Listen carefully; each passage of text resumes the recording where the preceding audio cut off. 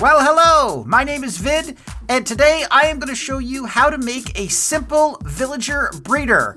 You're going to be able to build this on day one, hour one of your survival world without having to collect any crazy resources. You don't need any iron, you don't need to go to the Nether or the End or anything like that. This is strictly stuff that literally you can do right away as soon as you start a brand new survival world. It's the first thing I usually do in my worlds because I love to do villager trading, and getting a villager breeder up and going is very important. Some things are going to make this a little bit easier, like for example, if you've collected a little bit of iron and got yourself maybe some iron tools like an axe or even a bucket. Some of those things are going to be helpful, but they're not necessary. You do not need them. All you really need is some wood, some dirt, and a place to build this thing. And of course, a village.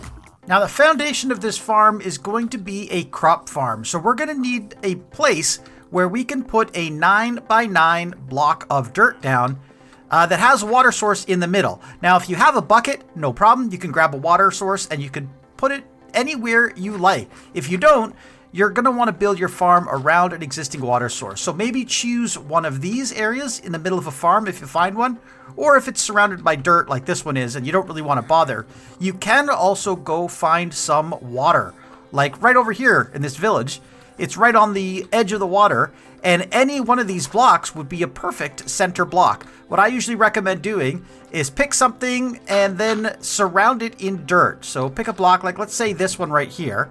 Let's just do a little bit of a circle of dirt here, making sure we don't fill in that center block, because that right there, well, we don't need the bottom one. This right here is going to be the water source that forms the basis for our crop farm. The crop farm is going to be a 9x9 grid centered on that water source that we placed down, or that we surrounded in water. If you think about it, it has to be 4 blocks away from the center on every side. And then you can just fill that in with either grass or dirt. Eventually, we're going to get a hoe, and we're going to hoe all this to make it farmland as well. You can surround it by cobblestone or whatever block you want, just to kind of differentiate where is the farm and where is not the farm. And then once you have all of that done, use a hoe and get it all converted into farmland. If you use a wooden hoe for this, you're going to need 2, because a wooden hoe will only do 60 blocks and there are 80 here. So you'll probably need 2 wooden hoes. If you get a stone hoe, you should be able to do the entire thing in one run. The next thing we're going to want to do is grab ourselves a crop that we can use to plant our crop field. Lucky for us, we're in the middle of a village, and I happen to see there is a great big crop field right here. So we've got lots of options. You can build a villager breeder with any of these crops here, but I'm going to tell you right now, the absolute best one to use is going to be carrots, and possibly beetroots. That's the only other thing that works almost as well as carrots, not quite. Don't use wheat, it just makes life a lot harder. Don't use potatoes, because you won't get the same rates as you do with carrots or beetroots. Carrots is, of course, the ideal food, and the main reason is because carrot is both the seed for the plant and the plant itself, which means you're not managing 2 things in your villager's inventory. Villager inventory management is crucial to making a villager breeder work properly. Trust me, just use carrots. It works best every single time. Now you're going to need 80 carrots to fill the entire field here, but if you don't have that many to start, don't worry about it. You can start with a lower number. I would recommend starting in the center though, just for a reason that's going to make life a little bit easier later, and I'll show you exactly what that is. Next thing we're going to need to do is surround the outside with walls, and then get ourselves a composter. Start by building walls 3 blocks high around the entire perimeter of your farm. Make sure you put torches on the corners of all of these blocks. That'll provide enough light for the crops to grow and to stop mobs from spawning. And if you can afford it, if you have some copper, make yourself a lightning rod and add that up to the top of one corner as well. Go about 6 blocks up, make sure you're that high, just to make sure that none of your villagers get struck by lightning and converted into witches. Trust me, it's happened to me 100 times, and it's not something that you want to see happen. The next thing you're going to want to do is pick the side where your villagers will be extracted. The sides should be relatively easy to clear out a little bit of area. Here you can see a little bit of terraforming will be required because I will need to flatten this area just a little bit. It's not going to take a lot of work, so I'm going to choose this side. And you want to pick the exact middle of the blocks here and just break out 2 wide hole here. That's basically just enough for you to go in. Once inside, you're going to place a composter up against this crop by holding shift and then placing it. That'll be right above the water. On top of that, you're going to place a block and just place some torches around that block right there. If you want to place one more on top, you can. It'll stop some spawning. If you accidentally break the farmland, you can use your hoe and repair that. This would be also a good time to see if any of your crops are fully grown, and if they are, collect them and continue planting. Again, don't worry about it if they aren't grown. Your farmers will take care of that later. Spend a little time terraforming the area just to give yourself some space to work. I'm definitely doing a lot more than I need to here. You'll see in the next section exactly how much you need to clear out. Next, we're going to build ourselves a little room. Come over to the little entranceway that you dug out, and then come over 1, 2, 3 blocks, place down a block, and the same on the other side, 1, 2, 3 blocks, and place down a block. So you've got a 2-block gap, and then the middle block here. Here, you're going to want to come out 6 blocks, so a total of 6. So 2, 3, 4, 5, 6. Same on the other side, 2, 3, 4, 5, 6. And then just connect the dots just like that. Now you're going to want to bring these walls right up to the same height that you did the other walls. And that should look like this. Next, we're going to want to run back to the village and get ourselves all of the beds. You're going to need a minimum of about 4 beds for this design, but it does support up to 11 beds, so the more the merrier. Also, grab yourself 3 trapdoors while you're here. Coming back to our little dwelling here, I've just broken a temporary hole in this wall right here, but I really want to come over to this hole. So this is the one that leads right into the main part of our farm. I'm going to shift-click a trapdoor right onto the underside of this block right here. This is to make sure that villagers, once they're in here, cannot walk back out again. I'm also going to want to break out these 2 blocks right here. So this one first, and then this one right here. Eventually we'll go down a little bit deeper here, but for now that's all we need. Let's take 2 more trapdoors. We'll place one there, and then we'll come around the other side here, and we'll place one right there.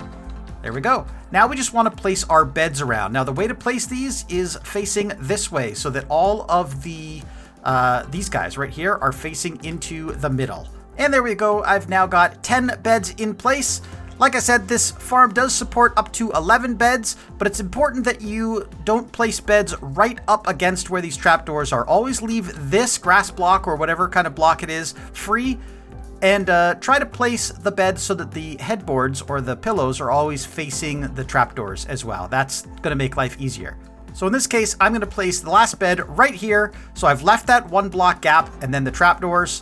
And then over here, I am just going to do a quick little dig down just outside. So let's go down 1, 2, maybe 3 blocks down. It doesn't really matter how far down you go as long as you've got a few blocks down, because that is where our villagers are going to come out.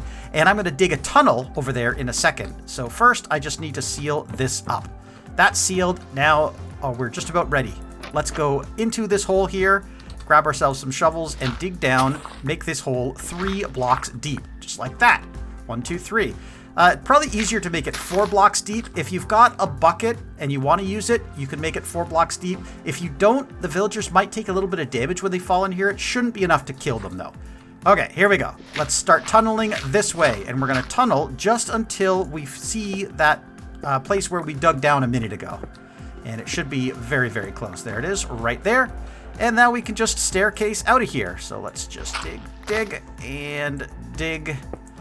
And then dig that out, and then 2 more blocks. 1, 2, and now we can climb out. This is where our villagers are going to escape, and we should be pretty much good to turn on this farm.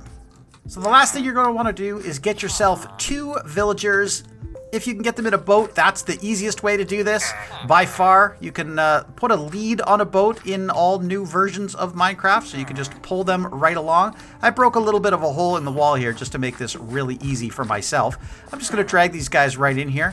Really, really simple. And then I'm going to take them off the lead and then just replace this wall here so they can't get back out again. Once you've got yourself trapped in with the villagers, you're just going to want to break the boat to release them. Make sure you don't hit the villagers. One of them should immediately become a farmer by taking on that workstation there. He should also start doing his job, which is collecting all of these carrots for you, replanting them, and more importantly, trading them with his friend. You're just going to want to jump down here and get out of the farm yourself. And we're all good. So the conditions for a breeder to actually work are, you're going to need to have access to beds. Your villagers are going to need to be able to access beds. They cannot access these beds at the moment, which is really interesting because of the whole trapdoor thing. But villagers' AI can't actually see the trapdoors, so they think they have access to the beds, which is fantastic. They're also going to need food in their inventory, so they're going to need each about 12 carrots. They can get those by you giving them carrots, or obviously you could just wait until they harvest the carrots. Now, farmers may decide to plant the carrots before they actually harvest the carrots, or they may start trading and breeding immediately. You're just going to have to wait and see what happens. Now, by default, your baby villagers are going to end up right down in this hole. When the two adults breed, their babies are going to fall right down into this hole right here, and they should be able to just walk right out the same way we can. If you want to make this a little bit better, there's a really cool trick you can add, and that is going to need a few items. You are going to need a couple buckets for this. Well, technically, you're going to need a couple buckets of water. If you have 3 iron, you can make 1 bucket, and that should be all you need, plus a couple signs and a wall. So what you're going to do, first of all, is place down a bucket of water right down here. That'll allow the baby villagers to fall right into it. Next, you're going to come to the block just outside of where your wall is for the outside of the breeder, right here. And you're going to put a sign right under this block here, and then another one down 1 block right here. Plus, you're going to dig out this block, this last block here, and you're going to put down a wall right in there.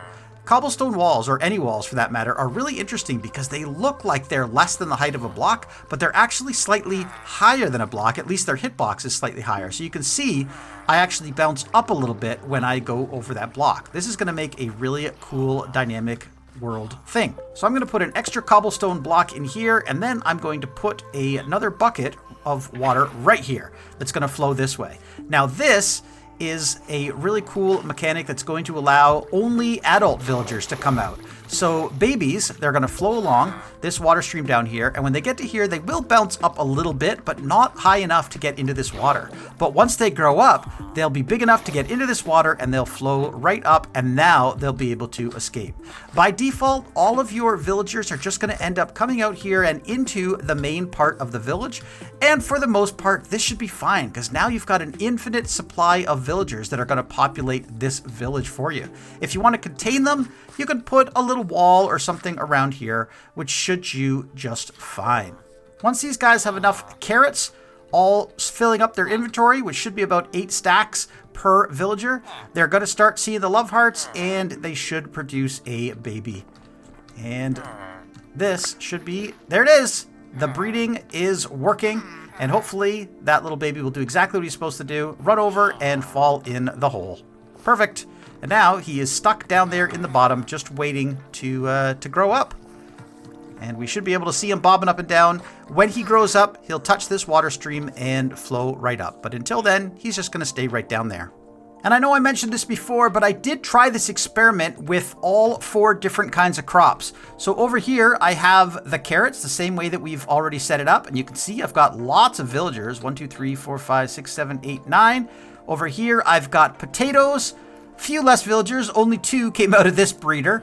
Here I've got beetroot, and 1, 2, 3, 4, 5, 6, 7 looks like. 7 villagers, and over here we've got the wheat. And unfortunately, not a single villager came out of the wheat breeder, so I would definitely not choose this for my world. I always build these with carrots, and I've never had a problem. Carrots just seems to work perfectly every time without having to muss or fuss with what's in the villager's inventory. And by the way, if you start to see love hearts and they change to those broken hearts, what that means is the villagers are trying to breed, but there is not enough beds around for them to breed. Usually the reason this is caused is because you have more villagers that are taking up these beds. Even though they can't access them, they've still kind of claimed the beds. So if you can move these guys away from the breeder more than 100 blocks, then they will lose their claim on the bed and these guys will be able to continue breeding. So that, my friends, is all of the tips that I have for creating yourself a very, very simple villager breeder inside of Minecraft. As I said, you can build this on day one. Almost no complicated materials required at all. The hardest part is going to be those buckets if you want to do the little attachment, which allows the villagers to be separated from the babies to the grown-ups. Not necessary at all, though, in my opinion, unless you want to feed them into a system where you are only capturing the adults to move directly into a trading hall or something like that. But I think you should be able to figure out the rest of that. And if not, let me know, because I'm happy to do a tutorial on that as well. Anyway, thanks so much for watching. My name is Vid, and I will see you in the next episode.